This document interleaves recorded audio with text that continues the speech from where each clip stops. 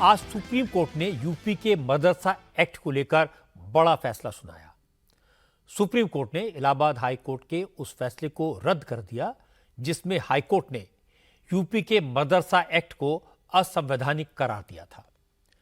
आज supreme court ने कहा कि मदरसा एक्ट संविधान के किसी प्रोविजन का उल्लंघन नहीं करता।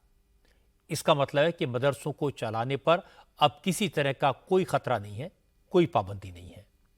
सुप्रीम कोर्ट ने अपने फैसले में यह भी कहा कि सरकार मदरसों के मैनेजमेंट में दखलंदाजी नहीं कर सकती, लेकिन मदरसों में क्या पढ़ाया जाए, वहां शिक्षा का स्तर बेहतर कैसे हो, मदरसों में बच्चों को कैसे अच्छी सुविधाएं मिले, इसको लेकर सरकार नियम बना सकती है। सुप्रीम कोर्ट ने यह भी साफ किया कि मदरसों में जो गैर मुस्लिम बच्चे पढ़ते हैं उन्हें इस्लामिक लिटरेचर पढ़ने और इस्लामिक रीति रिवाजों का पालन करने पर मजबूर नहीं किया जा सकता। इसके साथ साथ सुप्रीम कोर्ट ने मदरसों में मिलने वाली ग्रेजुएशन और पोस्ट ग्रेजुएशन की डिग्री को गैर कानूनी डिक्लेयर कर दिया। चीफ जस्टिस DY चंद्रचूड़ की लीडरशिप में 3 जजों की बेंच ने मदरसों को लेकर डिटेल्ड जजमेंट दिया। इस फैसले पर देश भर के मौलानाओं ने खुशी जताई। सुप्रीम कोर्ट के फैसले को बीजेपी की मदरसों को बंद करने की साजिश को नाकाम करने वाला बताया। लेकिन असलियत क्या है? मदरसा एक्ट को लेकर यूपी सरकार ने सुप्रीम कोर्ट में क्या कहा था? हाई कोर्ट के फैसले में ऐसा क्या था जिससे मदरसों पर बंद होने का संकट पैदा हो गया था? और अब उत्तर प्रदेश की सरकार का रुख क्या है, यह आपको बताऊंगा आज की बात में। लेकिन सबसे पहले आपको यह बता देता हूं कि आज सुप्रीम कोर्ट ने अपने फैसले में क्या क्या कहा। आज chief justice DY Chandrachud, justice JB Pardiwala और जस्टिस मनोज मिश्र की बेंच ने उत्तर प्रदेश मदरसा शिक्षा कानून 2004 को संविधान के हिसाब से ठीक बताया। यूपी में मदरसा एक्ट 2004 में बना था। उस समय मुलायम सिंह यादव की सरकार थी, लेकिन इसी साल मार्च में इलाहाबाद हाई कोर्ट ने मदरसा एक्ट को शिक्षा के अधिकार और UGC एक्ट के खिलाफ करार दिया था। मदरसों में पढ़ने वाले बच्चों का एडमिशन सरकारी स्कूलों में कराने का आदेश दिया था। इसके बाद मामला सुप्रीम कोर्ट पहुंचा। हाई कोर्ट के फैसले को चैलेंज किया गया। आज सुप्रीम कोर्ट ने अपने फैसले में कहा यूपी का मदरसा एजुकेशन एक्ट पूरी तरह से संवैधानिक है और राज्यों को ऐसे कानून बनाने का पूरा अधिकार है। जस्टिस चंद्रचूड़ की बेंच ने कहा इलाहाबाद हाई कोर्ट ने मदरसा एक्ट को लेकर फैसला करने में संविधान की व्याख्या गलत तरीके से की। हालांकि सुप्रीम कोर्ट ने मदरसों में होने वाली पढ़ाई में राज्य सरकार के दखल के अधिकार को स्वीकार किया है। सुप्रीम कोर्ट ने कहा माइनॉरिटीज को अपने शिक्षण संस्थान खोलने का अधिकार है, लेकिन सरकार को ऐसे इंस्टीट्यूशंस में बेहतर शिक्षा के लिए नियम कायदे बनाने का पूरा हक है। जब यूपी में मदरसों को लेकर सुप्रीम कोर्ट के फैसले पर चर्चा हो रही थी, उस समय यूपी के मुख्यमंत्री योगी आदित्यनाथ झारखंड में कैंपेन कर रहे थे। आज योगी ने कोडरमा, हजारीबाग और जमशेदपुर में पब्लिक मीटिंग्स की। हर रैली में योगी ने हेमंत सोरेन की सरकार के करप्शन, माफिया को प्रोटेक्शन, लव जिहाद और लैंड जिहाद से लेकर बांग्लादेशी घुसपैठियों का मुद्दा उठाया। योगी आदित्यनाथ ने झारखंड के लोगों से जातियों में बंटने के बजाय एकजुटता की ताकत दिखाने की अपील की। योगी ने कहा अगर जातियों में बंटोगे तो धीरे धीरे कटोगे। योगी ने कहा अभी तो घुसपैठिए रामनवमी की शोभा यात्रा में पत्थरबाजी करते हैं, अगर एकजुट नहीं रहे तो कल घर में घुसकर घंटी और शंख बजाने से भी रोकेंगे। उत्तर प्रदेश में पर्व और त्योहारों पर कोई विघ्न बाधा नहीं होती है। गाजियाबाद से मेरठ होते हुए हरिद्वार के लिए कावड़ यात्रा निकलती है। 4 करोड़ कावड़ यात्री निकलते हैं। 17 के पहले यात्रा नहीं निकालनी दी जाती थी और आज हेलीकॉप्टर से पुष्प वर्षा होती है। ताकत का एहसास कराइए और ताकत का एहसास कराएंगे जो ये पत्थरबाज है सड़कों पे आपके लिए झाड़ू लगा करके रास्ता साफ करते हुए दिखाई देंगे। ये बजरंगी पताका हर घर में फहराई हुई दिखाई देगी और उस ताकत का एहसास कराने के लिए ही ये चुनाव आपके पास है, बंटिए मत जातियों में। महाराष्ट्र में ज्यादातर नेता अपने अपने परिवार को बचाने की लड़ाई लड़ रहे हैं। आज शरद पवार ने बारामती में अपने भतीजे अजीत पवार के खिलाफ अपने ग्रैंडसन योगेंद्र पवार के लिए वोट मांगे। सतारा और कोल्हापुर में एकनाथ शिंदे ने रैली की। देवेंद्र फडणवीस, अजीत पवार और उद्धव ठाकरे की भी कोल्हापुर में रैलियां हुई।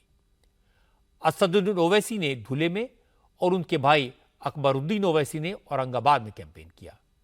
लेकिन आज सबसे ज्यादा चर्चा हुई शरद पवार के परिवार वाले बयान की।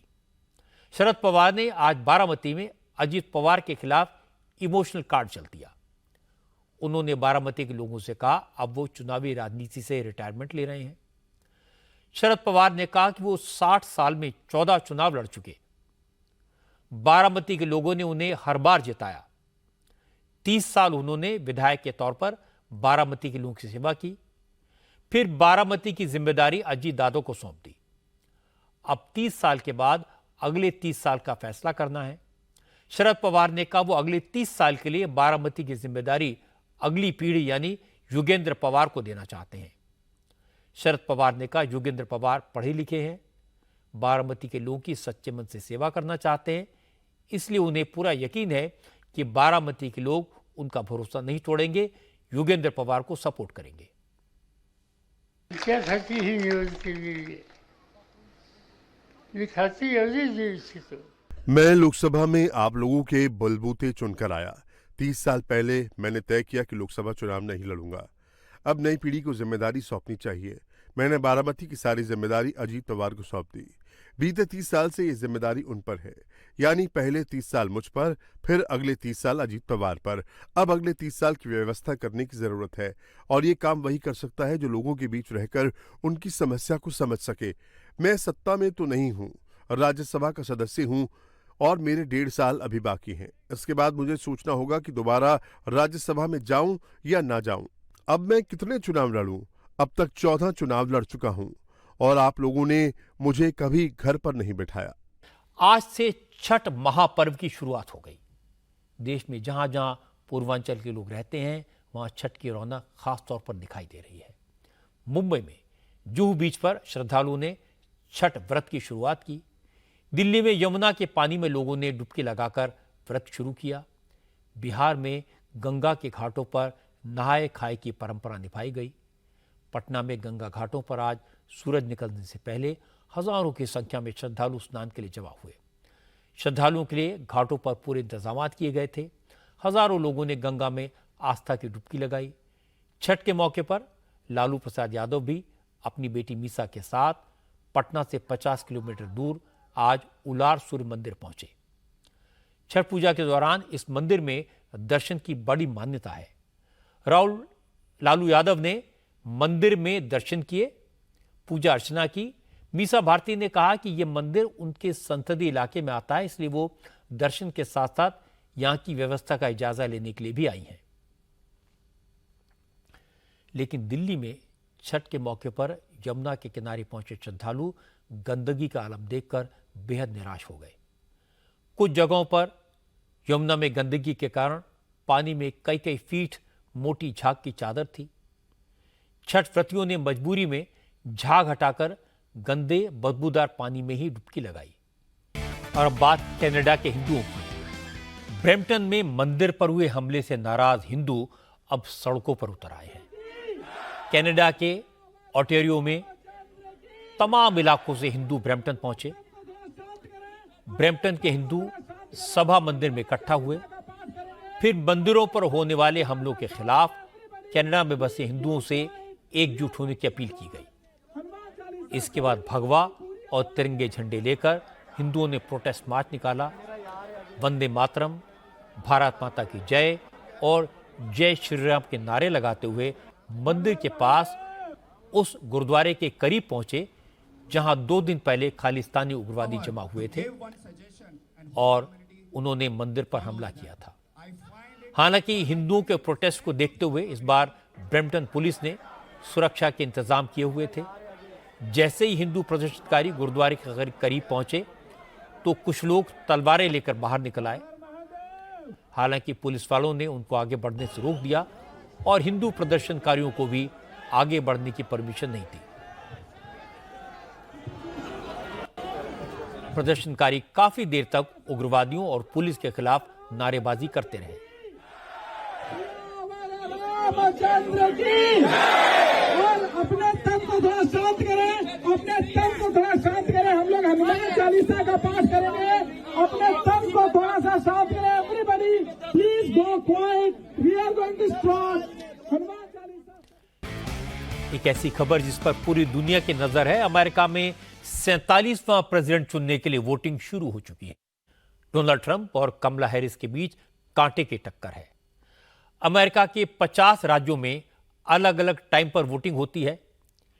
इंडियन स्टैंडर्ड टाइम के मुताबिक शाम 4:30 बजे Indiana, Kentucky, north Carolina, New York, new Jersey और ओहायो जैसे राज्यों में वोटिंग शुरू हो चुकी है और सुबह 6:30 बजे तक वोट डाले जाएंगे।